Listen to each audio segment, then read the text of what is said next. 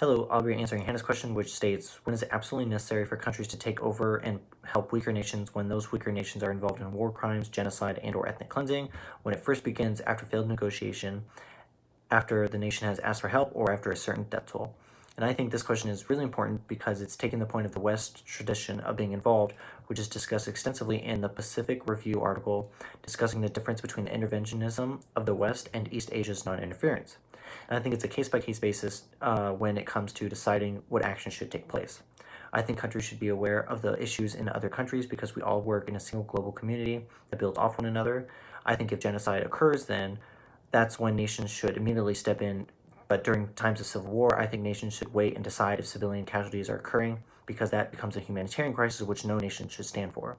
I think powerful nations such as the United States should be the leader in stopping violence in nations because we shouldn't tolerate any violence towards civilians or crimes against the global community.